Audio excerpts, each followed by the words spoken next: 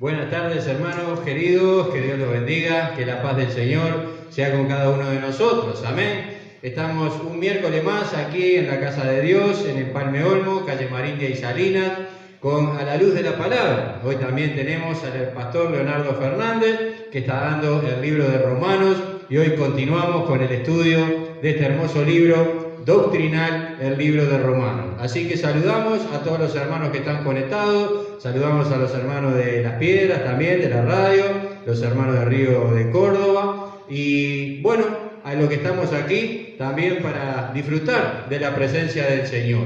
Y antes de comenzar, recordarles a todos los hermanos que este sábado a las 18:30, 6:30 de la tarde, tenemos el culto de Navidad, donde celebramos la Navidad, amén. Navidad es Emmanuel, Dios con nosotros. Y va a estar viniendo el pastor Eduardo López, que nos va a trazar la palabra de Dios.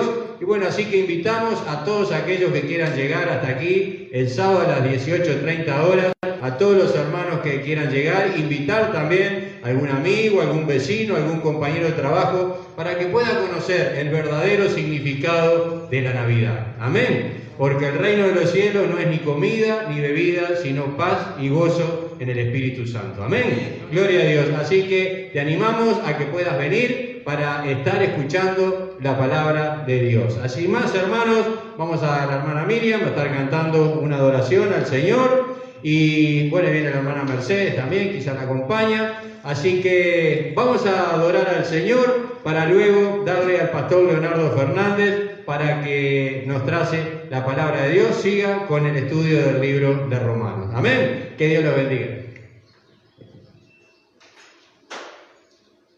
Bendiciones, hermanos, gloria a Dios.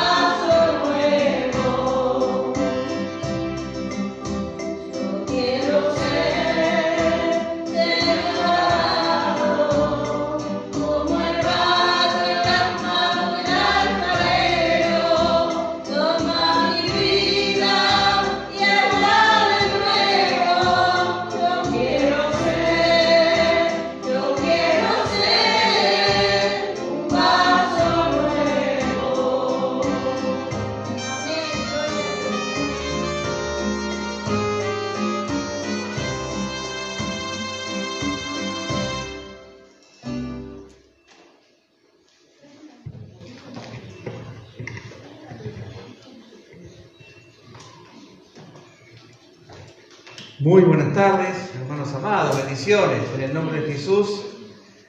Aquí estamos una vez más para continuar, amén, con nuestro estudio del libro de Romanos, ¿sí? Un abrazo fraternal a los hermanos aquí presentes en el nombre de Jesús. Las mejores bendiciones también. Un abrazo para los hermanos que nos siguen a través de Facebook, de Radio Power de las Piedras, y a su vez retransmitiendo para Córdoba, amén. En el nombre de Jesús, las mejores bendiciones en esta tarde, ¿sí? Y como siempre vamos a estar orando en el nombre de Jesús para pedirle a Dios sabiduría, entendimiento. Así que pido en el nombre de Jesús, hermanos amados, que me acompañen, amén. Gloria a Dios. Padre querido, te damos gracias en esta tarde por tu presencia en medio nuestro.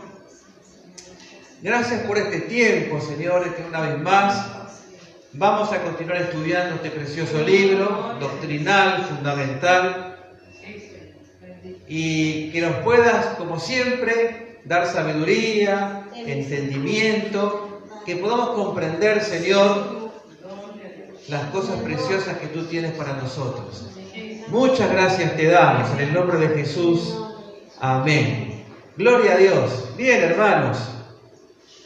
Hoy nos desviamos un poquito en nuestras notas, estamos en el final, retomamos con nuestras notas nuevas, si Dios quiere van a ser entregadas el miércoles próximo, pero hoy vamos a hacer algo diferente que nos va a dar una panorámica general para comprender de qué trata el libro de Romanos. Y cuando ustedes después lo lean y lo relean, ¿verdad?, en sus casas, van a comprender. Porque hoy a través de 11 preguntas vamos a entender, 11 preguntas que el libro de Romanos responde. 11 preguntas que el libro de Romanos responde. Hoy sí voy a estar pidiendo en el nombre de Jesús que ustedes puedan estar anotando en la medida que puedan, ya que esto no es parte de las notas, ¿verdad? Igualmente los hermanos también que nos están siguiendo a través de Facebook, de la radio, puedan estar tomando nota, un cuadernito, siempre es bueno tener una hojita, ¿sí?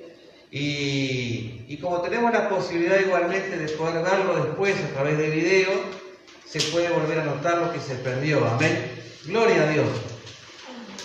Entonces, 11 preguntas que el libro de Romanos responde, o sea,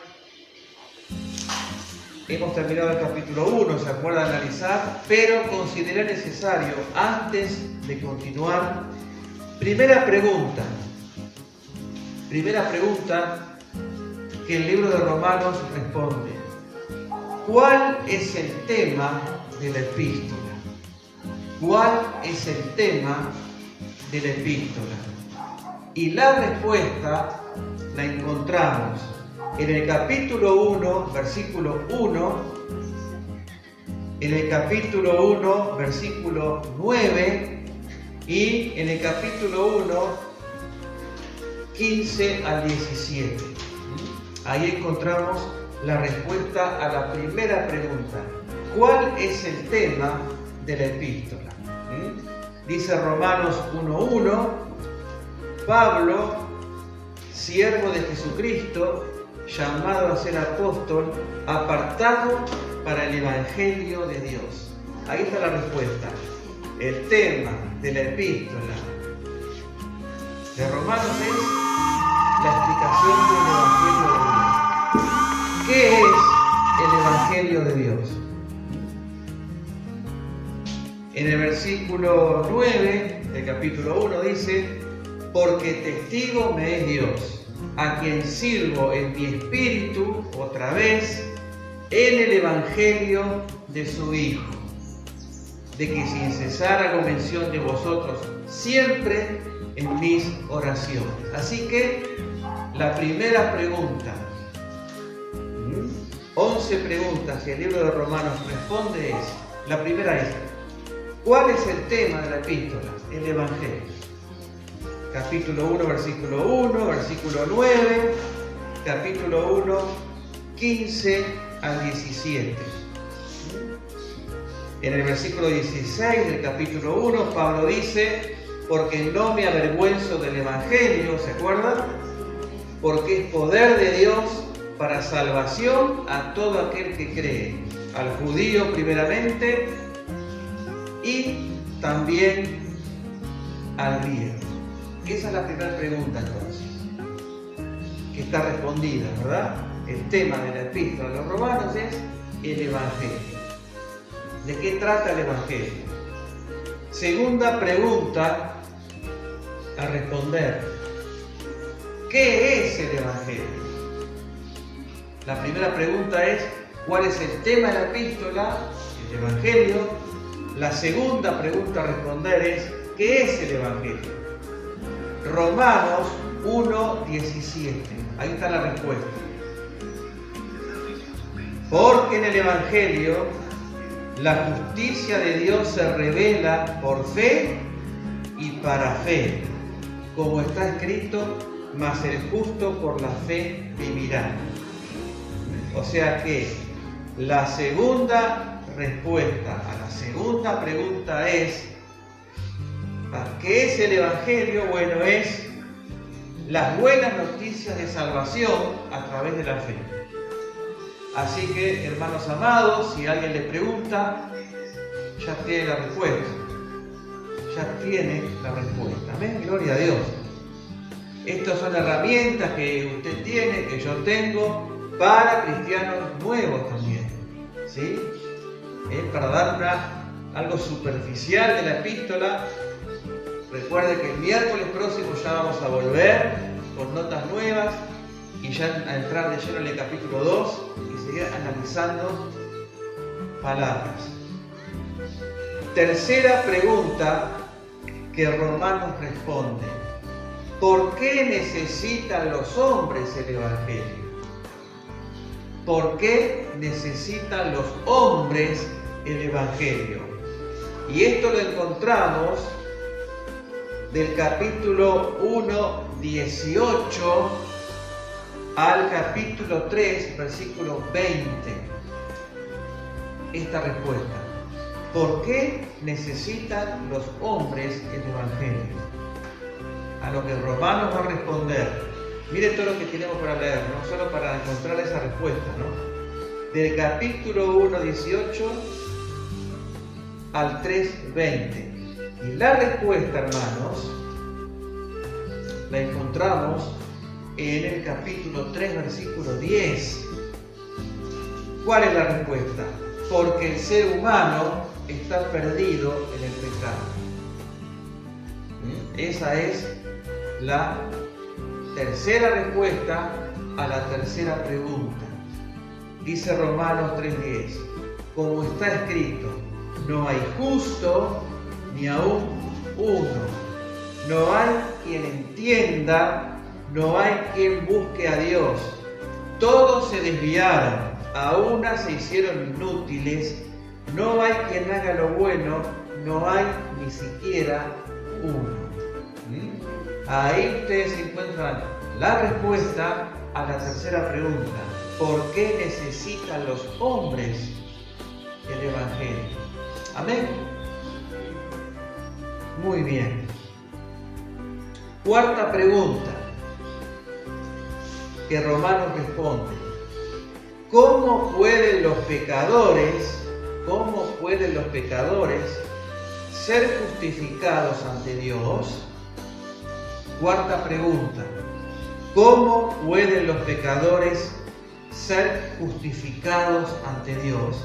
Y esto lo encontramos del capítulo 3, versículo 21 al capítulo 3, versículo 31. Amén. Gloria a Dios. Entonces, la cuarta pregunta es, ¿cómo pueden los pecadores ser justificados? La respuesta va del capítulo 3, versículo 21 al capítulo 3, versículo 31. Bueno, dice el versículo 24 del capítulo 3. ¿Cómo puede un hombre ser justificado delante de Dios? Dice Romanos 3:24, siendo justificados gratuitamente por su gracia, mediante la redención que es en Cristo Jesús. Ahí está la respuesta a la cuarta pregunta. Cuando lleguemos a analizar este pasaje, vamos a ir a encontrar tres doctrinas fundamentales. De Romanos 3:21 al 25, ahí hay tres doctrinas fundamentales. ¿Sí? Está la doctrina de la redención, de la propiciación y de la justificación. En esos tres versículos hay tres doctrinas. Justificación, que la vamos a ver, ¿no? Por supuesto, redención y propiciación. Pero la respuesta a la cuarta pregunta, ¿cómo pueden los pecadores ser justificados ante Dios?, se encuentra en el 3:24. Siendo justificados gratuitamente por su gracia, mediante la redención que es en Cristo Jesús. Gloria a Dios. Quinta pregunta que Romanos va a responder. ¿Concuerda el Evangelio con el Antiguo Testamento? ¿Hay una relación entre el mensaje del Evangelio a través de la salvación en la fe en Cristo con el Antiguo Testamento? ¿Menciona el Antiguo Testamento la salvación por fe? Y esta respuesta la encontramos en el capítulo 4 de Romanos, del 1 al 25. Capítulo 4, del 1 al 25 nos responde esta pregunta. ¿Hay una relación entre el Evangelio que Pablo predica por fe, por gracia, con el Antiguo Testamento? Eso lo responde Romanos 4, del 1 al 25. Claro que sí. Abraham fue justificado por fe, ¿se acuerda? Sin las obras de la ley. Antes, 500 antes del Sinaí, Abraham es justificado por la fe, sin obras de la ley. Y 500 años después, David habla, ya con la ley presente, de que el hombre sigue siendo justificado por la fe. 500 años antes de la ley del Sinaí, vivió Abraham, que fue justificado por la fe, sin las obras de la ley. 500 años después de la ley en el Sinaí, vivió David, que hablaba de que el hombre seguía siendo justificado por la fe, hermanos. Amén.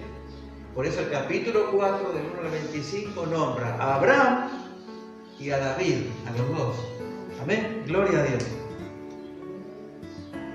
O sea que en el Antiguo Testamento todas las personas eran y se salvaban también por fe, hacia un sacrificio que todavía no había llegado.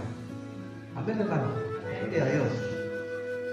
Sexta pregunta, pregunta número 6, que el Evangelio de Romanos responde. ¿Cuáles son los beneficios de la justificación en la vida del creyente?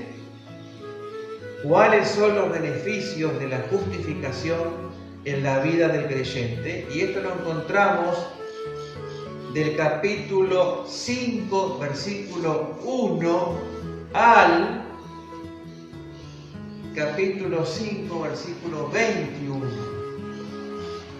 Del capítulo 5, 1 al versículo 21 del capítulo 5 encontramos esta respuesta.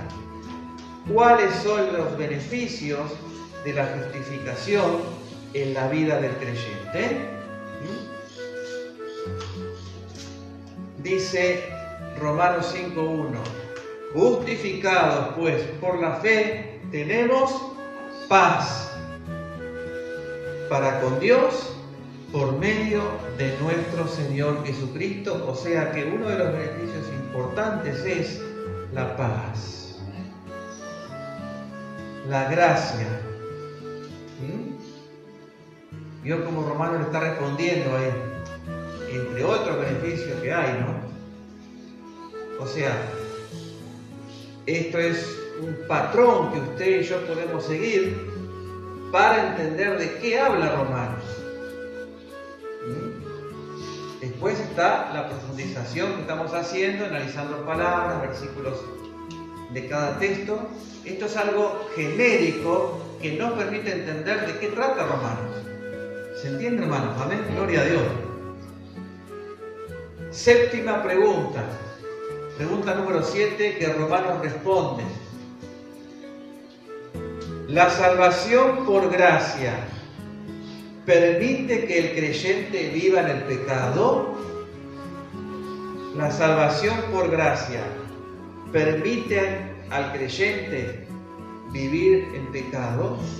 Y eso lo responde Romanos capítulo 6 del 1 al 23. Capítulo 6 del 1 al 23. Dice Romanos 6:1, ¿qué pues diremos? ¿Perseveraremos en el pecado para que la gracia abunde? En ninguna manera, dice Pablo. No hay forma. Porque los que hemos muerto al pecado, ¿cómo viviremos aún en él?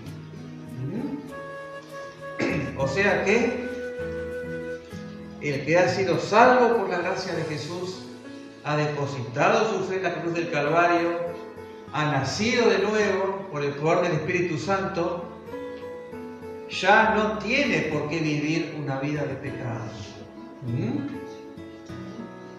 ¿Sí? Y eso lo va a explicar bastante bien Romanos 6, del 1 al 23. Amén. Gloria al nombre de Jesús. Octava pregunta. Recuerde que son 11. Pregunta número 8 que Romanos responde.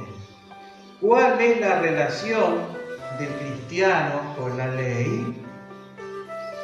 ¿Cuál es la relación del cristiano con la ley? Y eso lo responde el capítulo 7 del 1 al 25. Capítulo 7 del 1 al 25.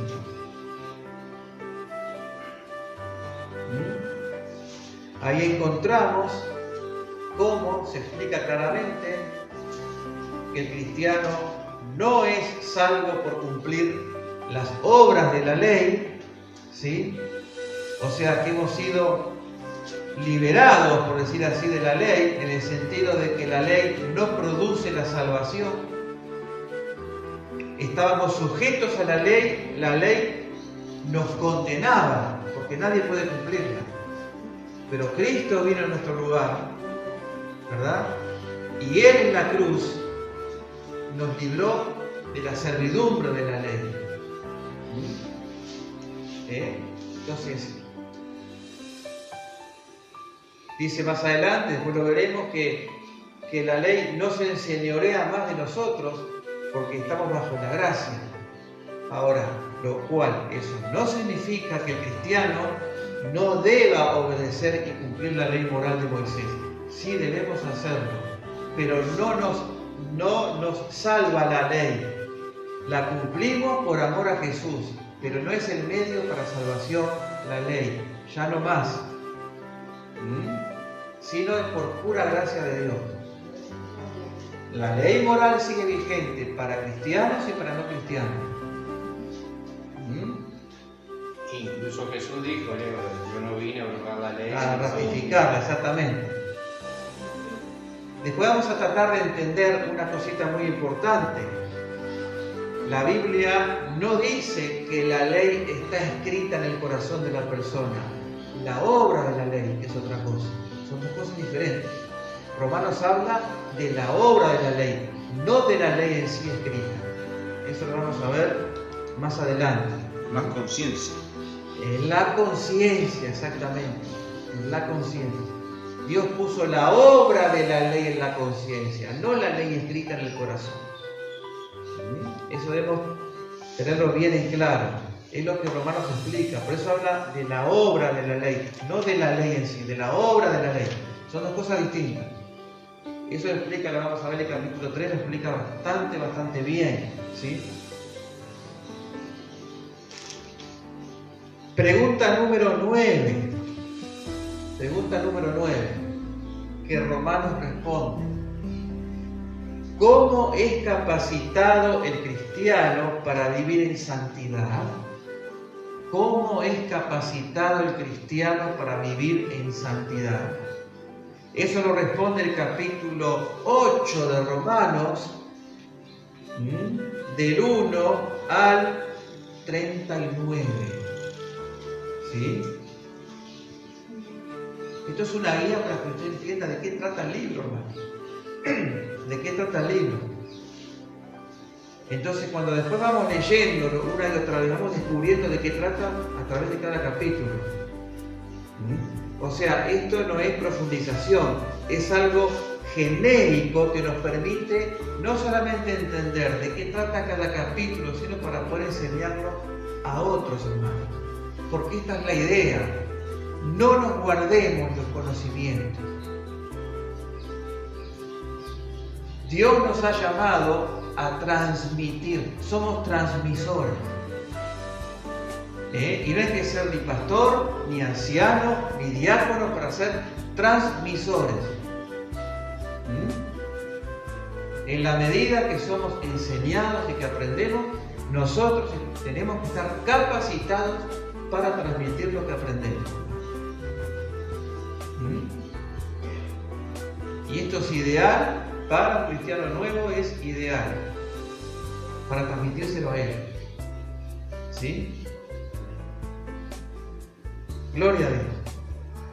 Bueno, vamos a responder la pregunta número 9. ¿Qué les parece?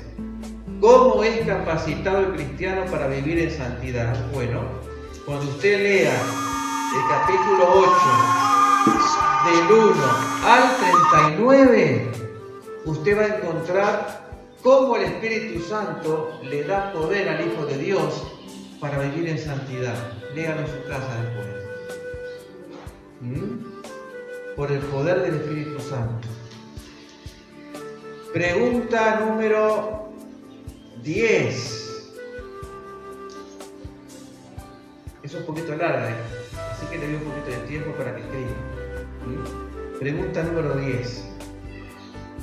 ¿Dios ha quebrantado sus promesas al pueblo judío o a Israel al ofrecer la salvación al mundo por la fe? Dios ha quebrantado sus promesas al pueblo de Israel al ofrecer la salvación al mundo por fe. Y esto es tratado en los capítulos 9, 10 y 11, que hablan de Israel. El capítulo 9 habla del pasado de Israel como pueblo, el capítulo 10 habla del presente de Israel y el capítulo 11 habla del futuro de Israel. ¿Sí? Muy importante esto, porque se ha infiltrado en la iglesia una herejía llamada la teología del reemplazo, que dice que la iglesia es el nuevo Israel de Dios. Y eso, amados hermanos, es antibíblico. Es antibíblico. Primeramente, por un desconocimiento de los pactos de Dios con Israel, tanto sea del pacto abrámico como del pacto davídico.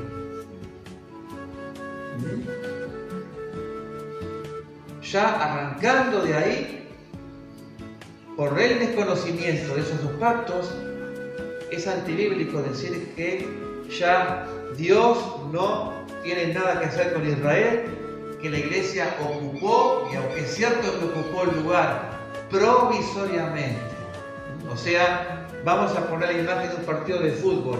La iglesia ahora está jugando el partido en la cancha y Israel está en el banco.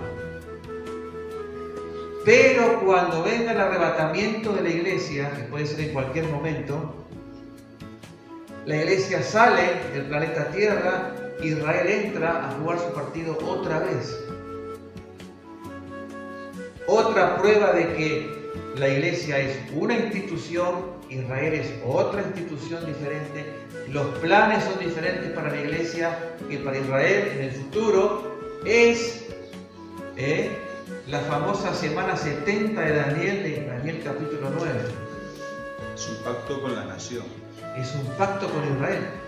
Se tiene que cumplir durante la gran tribulación, sí o sí. Por eso la iglesia no puede estar presente en la gran tribulación, hermano. Porque es el tiempo que Dios tiene para tratar con Israel. Israel va a sufrir muchísimo aún en ese periodo, por causa de haber abandonado a Dios. Y Zacarías habla muchísimo de eso. Muchísimo habla. Muchísimo. Vamos un poquito a Zacarías. Vale la pena desviarse un poquito.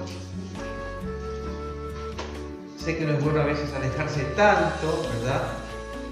Pero como la pregunta lo vale. O sea, Dios ha quebrantado sus promesas al pueblo de Israel al ofrecer la salvación al mundo por fe. Recuerda que esto va de capítulo 9:1 al 11:36.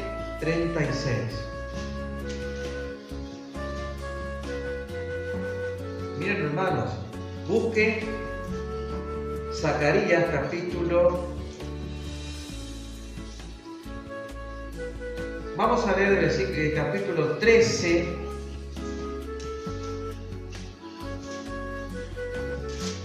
Versículo 8. Zacarías 13:8. ¿Lo tienen?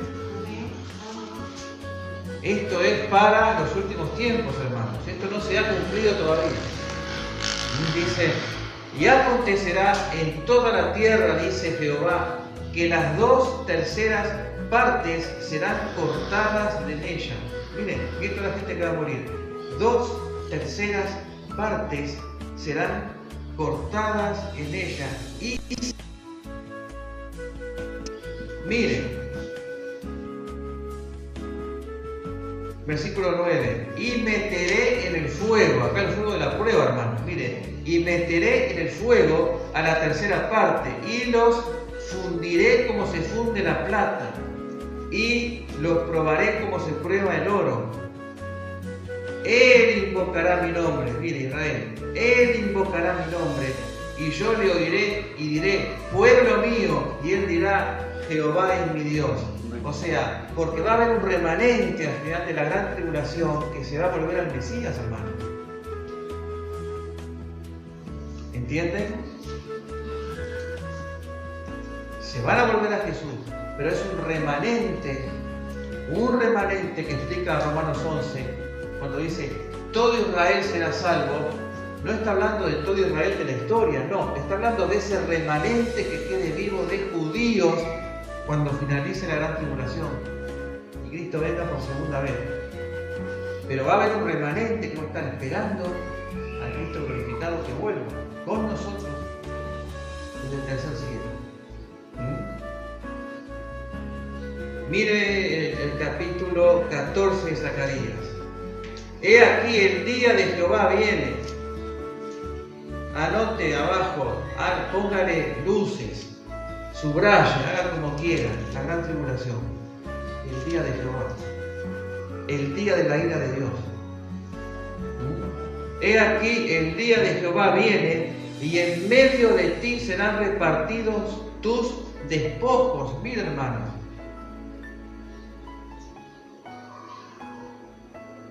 Porque yo reuniré a todas las naciones para combatir contra ¿quién? Contra Jerusalén, hermanos. Miren, y la ciudad será tomada, y serán saqueadas las casas y violadas las mujeres, miren, y la mitad de la ciudad irá en cautiverio, mas el resto del pueblo no será cortado de la ciudad. O sea, va a haber un gran sufrimiento, hermanos. Ahora escuchen, hermanos. Después, escuchen cómo la Biblia llama a Jesucristo Jehová. Léanlo con atención. Después saldrá Jehová y peleará contra aquellas naciones como peleó en el día de la batalla. Escuchen, esto aquí que viene ahora es la segunda venida de Cristo. Y se afirmarán sus pies en aquel día sobre el monte de los olivos. Exactamente en el mismo lugar donde fue crucificado. Exactamente igual. Ahí va a descender Jesús con su cuerpo glorificado y dice que va a apoyar sus pies sobre el monte de los olivos. Ahí ya viene con nosotros, con la iglesia redimida y con los ángeles. Dice que está enfrente de Jerusalén, al oriente, y mire qué impresionante va a ser esto, hermanos. Y el monte de los olivos se partirá por el medio. Imagínate la escena. Se partirá por el medio, escuchen, hacia el oriente, hacia el occidente, haciendo un valle muy grande, y la mitad del monte se apartará hacia el norte y hacia el sur, formando una cruz. Increíble. Se va a formar una cruz en el monte de los olivos. Lo dice la Biblia, hermano. El Cristo glorificado, que ya no viene a salvar, viene a juzgar al mundo, todavía detrás suyo se sigue recordando el sacrificio del Calvario.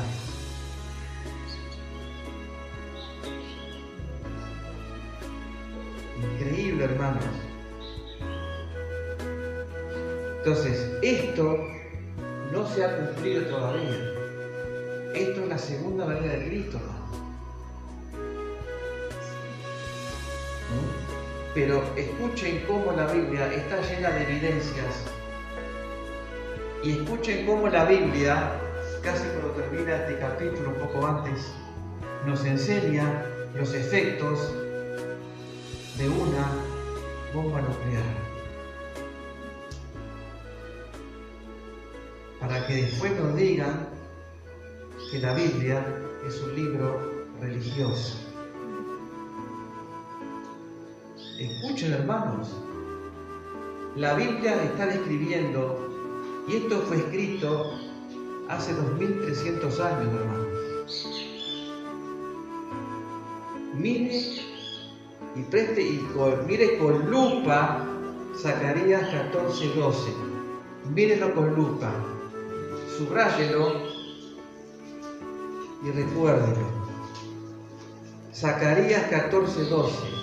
Y esta será la plaga con que herirá Jehová a todos los pueblos que pelearon contra Jerusalén. Escuchen, la carne de ellos se corromperá estando ellos sobre sus pies, y se consumirán en las cuencas sus ojos, y la lengua se les deshará en su boca. Esto es exactamente lo mismo que sucedió cuando en 1945 el Enola Gay tiró las dos bombas sobre Hiroshima y Nagasaki en Japón. Los japoneses morían así parados. Se les salía la carne. La radiación. ¿Es un libro religioso? Para nada. La Biblia está describiendo en Zacarías 14:12 los efectos de un ataque nuclear.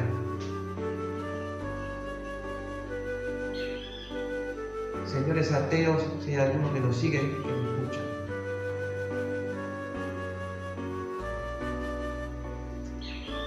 Para que vean que la Biblia está llena de evidencias.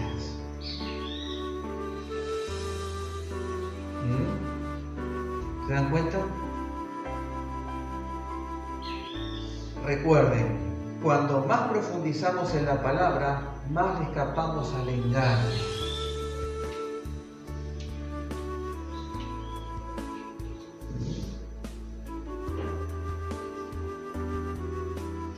Entonces, Dios no ha terminado con Israel. Lo explica absolutamente bien Romanos 9, 10 y 11. Ya llegaremos algún día, digo yo.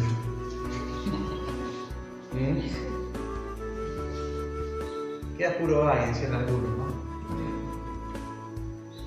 Hermanos, yo soy un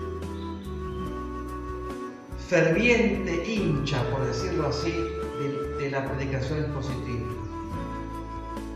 respetando todos los sistemas, por el amor de Dios, no se me entienda mal, pero la predicación expositiva tiene que regresar a los púlpitos, hermanos. Amén. Gloria a Dios.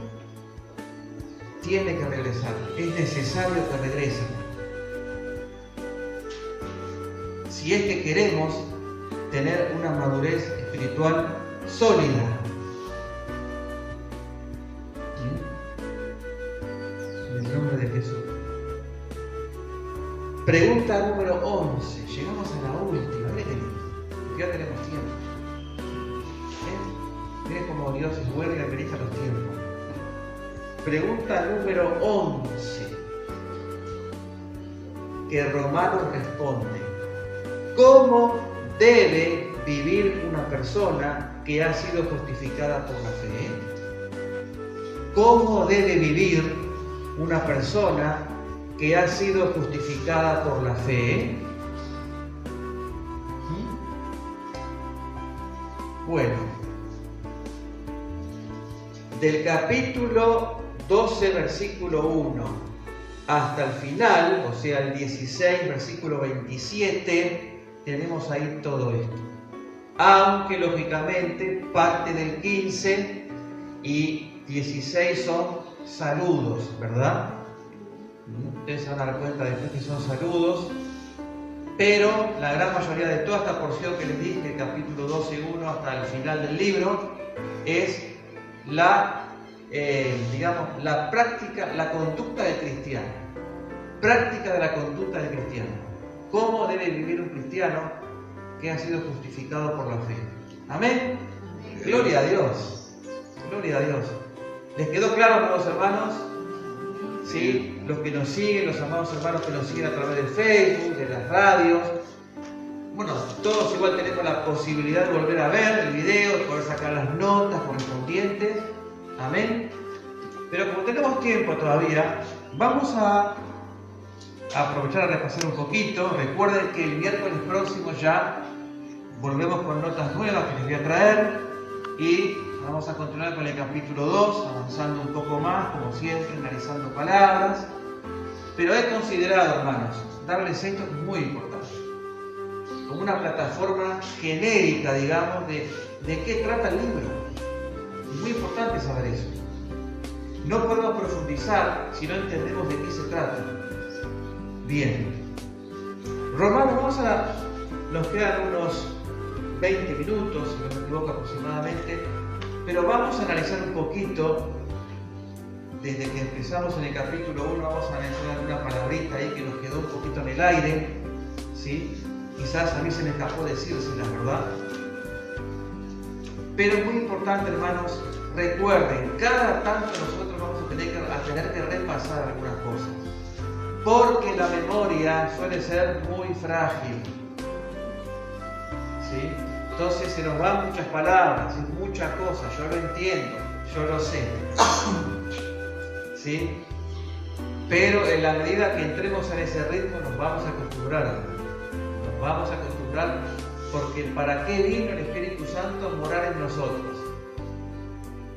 Para capacitarnos. El Maestro es Él, hermanos. ¿Qué somos nosotros? Canales, uno más. Somos canales.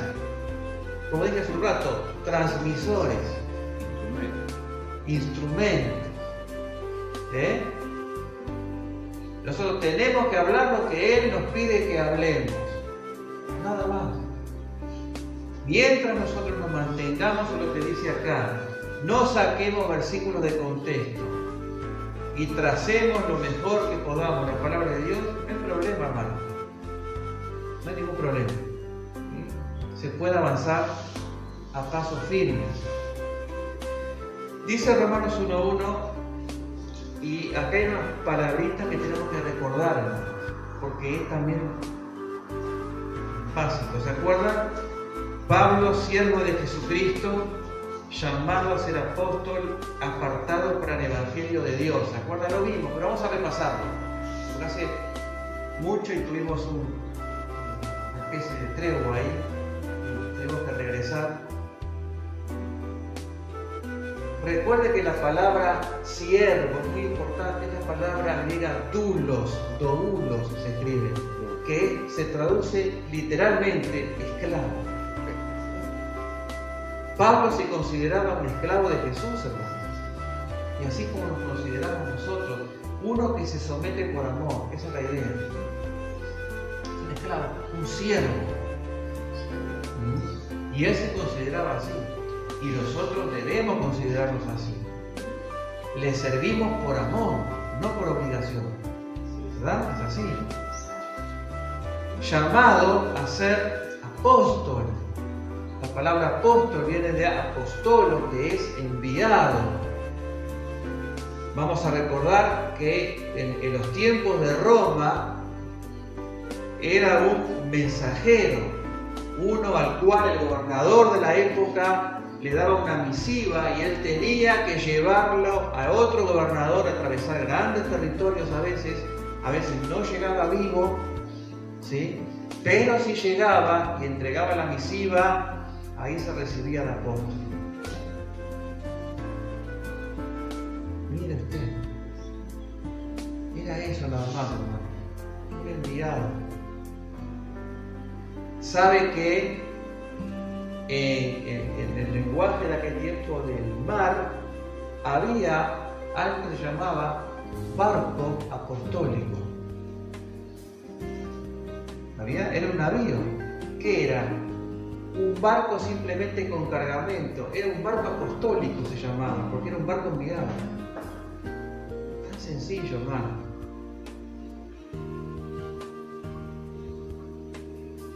¿Se dan cuenta?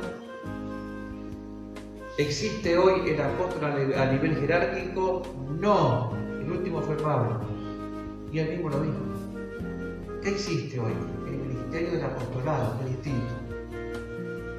El apóstol de hoy, el que tiene un ministerio del apostolado, es un misionero, hermanos. ¿Qué es un misionero? ¿Qué hace un misionero? Va por los países, queda un tiempo, trabaja con el pastor del lugar, el misionero es maestro, le enseña a los hermanos de ahí, establece una iglesia, se va y sigue. Eso es un misionero. ¿Qué es? Es un apóstol. Porque ha sido enviado a formar iglesias ayudando a otros pastores. Es lo que hacía Pablo en los viajes por así. No existe en el Nuevo Testamento, en Hechos de los Apóstoles, no existe un apóstol que haya dejado a otro apóstol en una iglesia. No, siempre dejaban ancianos, hermanos. Sí, también. Favor de la locura. ¿Se dan cuenta? Siempre ellos dejaban ancianos. Siempre. Siempre. Entonces, tanto es así, hermanos, que si usted va al capítulo 21 de Apocalipsis y contempla las características de la Nueva Jerusalén, ¿cuántos cimientos tiene la ciudad? 12, que son los nombres de los 12 apóstoles. Se cerró, está cerrado el tema.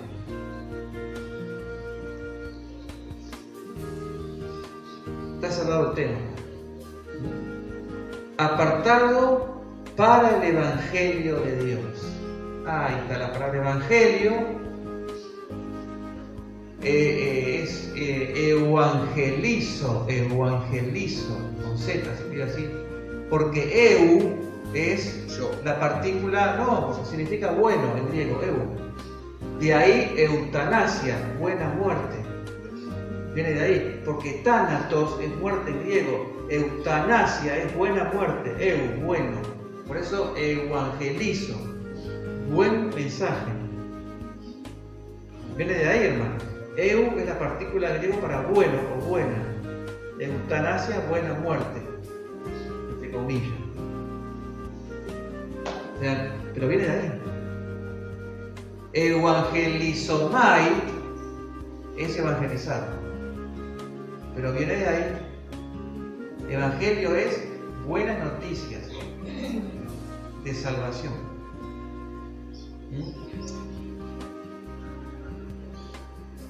Que él había prometido, dice el versículo 2, antes por sus profetas en las Santas Escrituras. Lógicamente, no tenemos tiempo ahora, pero todos los profetas del Antiguo Testamento anunciaron a Jesús, hermano. Desde Génesis 3:15.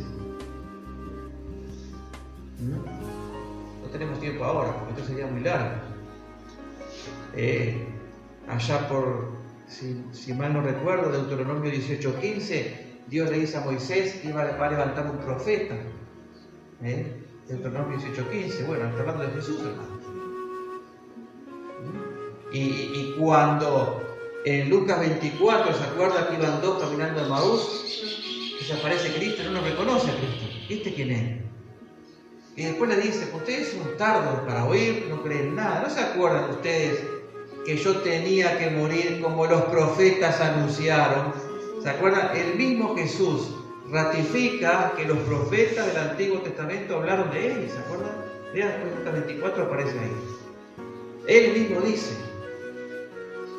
él mismo ratifica que los profetas hablaron de él. Versículo 3.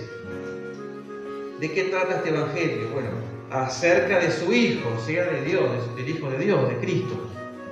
Nuestro Señor Jesucristo, que era del linaje de David según la carne. ¿Se acuerdan? La palabra linaje, esperma en griego, igual que nuestra palabra esperma, de espermatozoide. Recuerden que se puede traducir también semilla o descendencia o simiente, todo eso. Esperma. Y ahí te lo conocían, hijo de David, ten misericordia de mí. Claro, porque él era del linaje de David según la carne. Claro. Es que Cristo tenía que venir según la carne de David. Sí o sí. Sí o sí.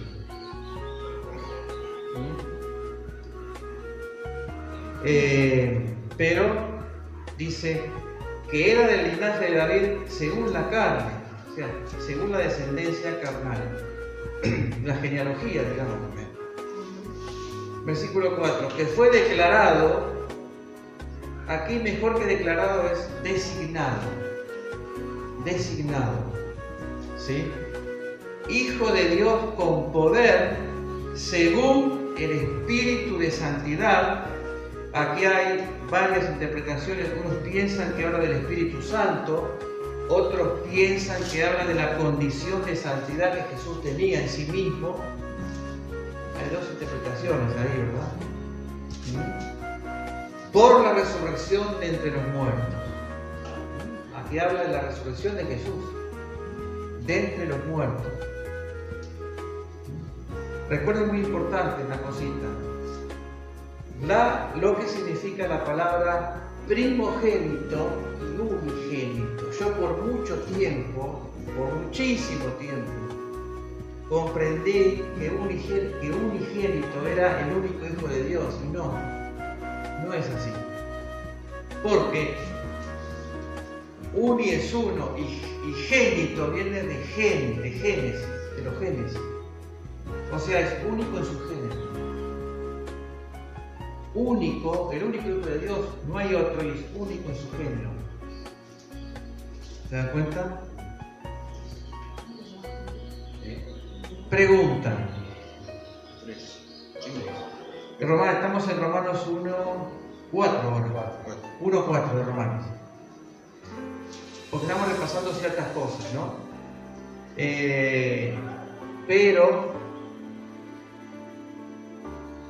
Y ahora vamos a lo que es primogénito. Porque a veces puede suceder, sí, que primogénito sea como el primogénito, primero, génito, gen. Pero vamos a ir a un pasaje del Nuevo Testamento que no significa eso. Por eso hay que tener cuidado muchas veces. Vaya, vamos a ir a ese pasaje. Pero dice acá entonces, por la resurrección de entre los muertos. O sea, insisto, no que fue declarado, lo más correcto es que fue designado. Él resucita, Dios le exalta con poder, Él asciende y se sienta a la diestra del Padre. Y está ahora sentado a la diestra de Dios Padre, intercediendo por nosotros, en su función de sumo sacerdote. Eso lo explica Hebreo, ¿no? Otro libro que hay que enseñarlo versículo por versículo. O sea, son libros fundamentales, hermanos. Juan, Hebreos, Romanos y Apocalipsis son como 4 pilares que tienen que ser enseñados. En lo posible, versículo por versículo. En lo posible. Por supuesto que siempre se entiende, y creo que está bien, que el huevito debe aprender el Juan versículo por versículo. Pero mire que puede llevar. El Evangelio de Juan te puede llevar, no sé, también meses. Meses. Vamos un poquitito a Colosenses. Les digo un poquito lo que vale la pena en estos minutos que nos quedan. 1:15.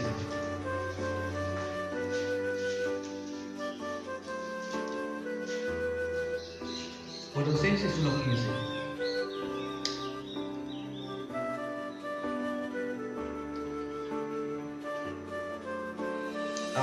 Aquí está hablando está hablando de Jesús primeramente, ¿no? Colosenses 1:15. Él, o sea Cristo, es la imagen del Dios invisible. Bueno, aquí nos está diciendo que Jesús es Dios, hermanos. O sea, esta palabra imagen, yo no sé, en Hebreos, aparece también en el capítulo 1, da la idea de una copia exacta. Es más, hay una palabra en griego que se traduce para imagen fotocopia, es interesantísimo. Fotocopia, como algo exacto, una copia es igual a otra. Que me ha visto el Padre, dice. Sí. Cuando habla de Jesús como imagen de Dios, hay una palabra en griego que es fotocopia, increíble. Esa es. Jesús es Dios. Ojo que esto es una doctrina fundamental, Jesucristo Dios es fundamental. Es uno de los pilares del cristianismo. Enseñar que Jesús es Dios es uno de los pilares del cristianismo, hermano. Él es la imagen del Dios invisible. Acá no hay problema. El primogénito de toda creación. Entonces, ¿qué hacen los testigos de Jehová? Sacaron el versículo de contexto y dice que primogénito significa el primero en ser creado. Horrible. Por eso dicen ellos que Jesús no es Dios, que es un ser creado. Sacaron de contexto por no conocer la palabra griega. La palabra griega ahí es prototokos, así como suena prototokos con K. ¿Y saben qué significa? El supremo sobre toda la creación, nada que ver. Y sin embargo tradujeron ahí como primogénito. O sea, ustedes se dan cuenta como si nosotros no tenemos la palabra original, podemos armar tremendo matete. ¿Se dan cuenta? En otros pasajes sí. Si Jesús es el primogénito de María, claro, porque es el primero que nació, es el hijo mayor, pero no en este caso, ¿no? Cuidado, porque si nosotros acá entendemos que es el primero en ser creado, cuidado, entramos en una herejía terrible. Pero acá significa, hermanos, el supremo sobre toda la creación. Prototokos en griego. ¿Se dan cuenta? Si no trazamos bien la palabra, nos metemos en un lío de aquellos, hermanos.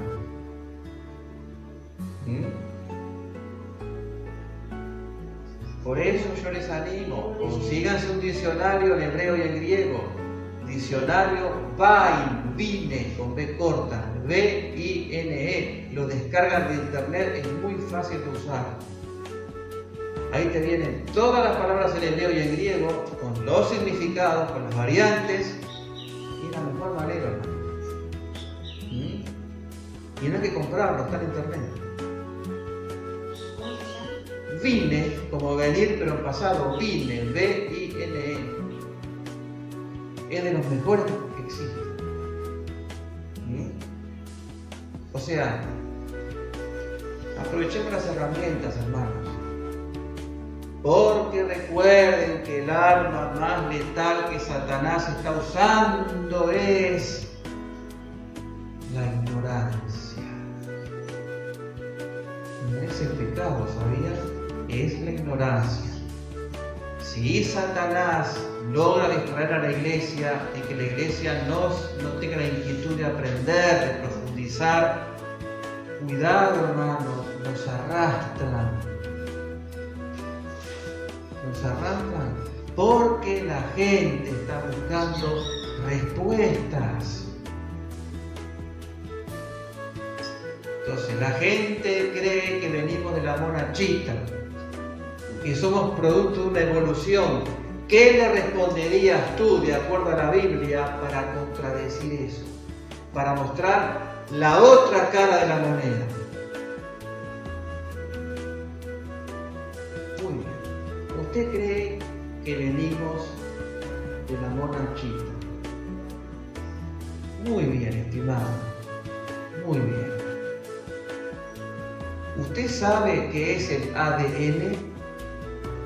Ácido desoxirribonucleico, que está en cada una de nuestras billones de células, que cada célula tiene una información de lo que tú eres y lo que yo soy, de tu color de cabello, del lunar de tu abuelita, la nariz del oro de tu abuelo, del lunar en la espalda de tu mamá.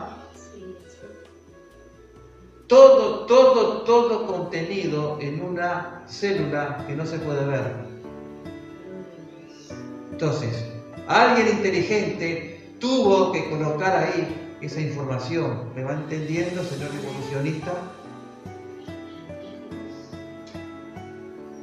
Y si yo voy a Génesis, acompáñeme, capítulo 2. Y yo agarro un poquito de tierra de mi campo y yo aprendo que la tierra tiene 4 gases: oxígeno, nitrógeno, hidrógeno y carbono, y tiene 27 elementos químicos: manganeso, flúor, magnesio, calcio, potasio, lo que quieras. Y pregúntele a cualquier biólogo y le va a decir que todo eso que tiene la tierra lo tiene el cuerpo humano. Y la Biblia dice, estimado, que Dios creó al hombre ¿de dónde? Del polvo de la tierra. Adiós evolución.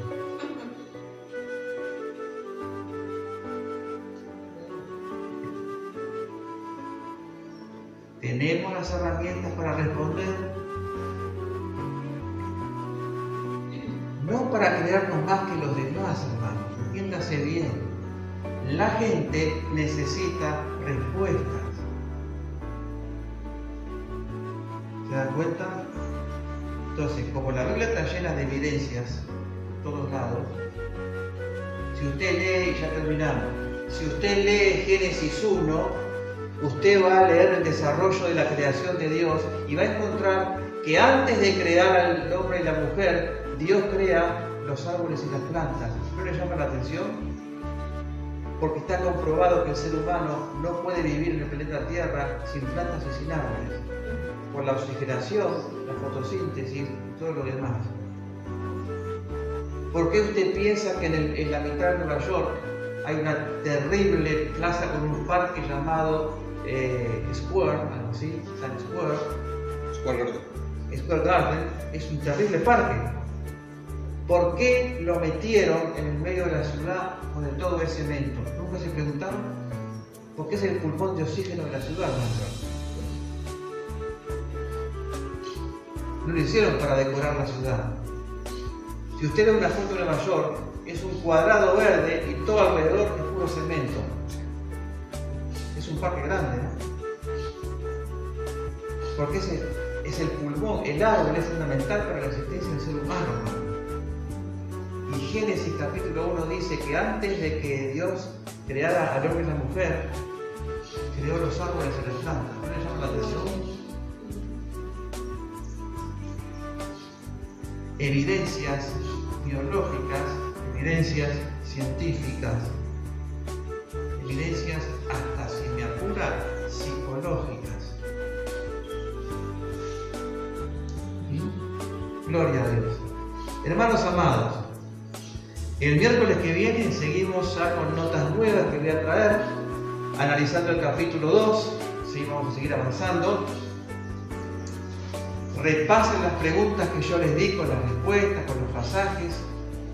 Ustedes después van a leer los pasajes y van a encontrar la respuesta de acuerdo a la pregunta. Y les va a ayudar.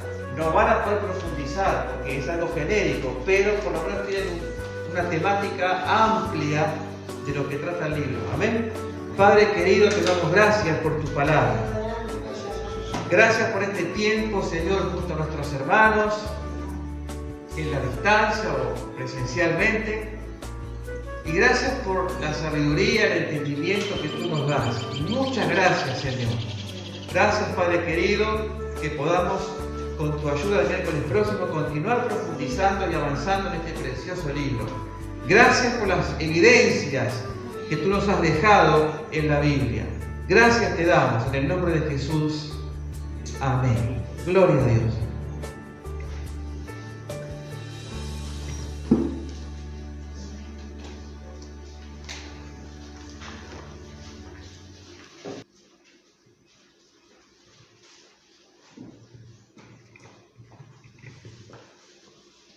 Gloria a Dios, bendiciones hermanos, muchas gracias hermano Leonardo. Qué interesante puedes desglosar y aprender todas estas cosas que el Señor nos enseña a través de los siervos. Y realmente es un privilegio poder aprender y poder ponerlo en práctica, como decía el hermano, para enseñar a otros. Gloria al nombre de Jesús. Hermanos queridos, seguimos orando por Julieta, la bebé que estábamos orando. Tuvo unos momentos muy difíciles, hoy comentaba una amiga con Miriam allí. Esa nena nació con poco peso, prematura. Realmente tuvieron que abrirla toda prácticamente porque tiene un problema cardíaco. Se había atrasado mucha infección, no podían hacer el cateterismo.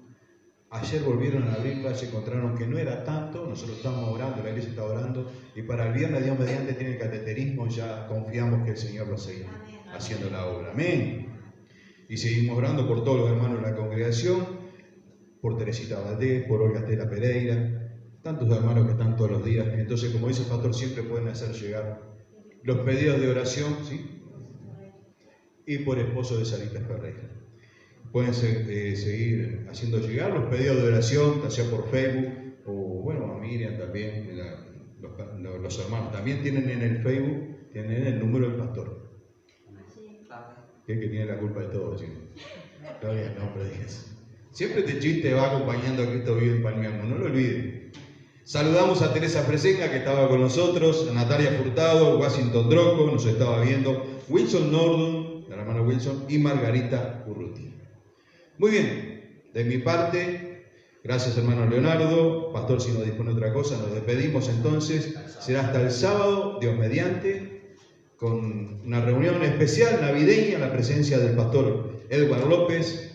A las 18:30 los esperamos aquí, en Cristo Vive, en Palme Hornos. Que Dios les bendiga y las hermanas nos despiden una alabanza. Gloria al nombre de Jesús.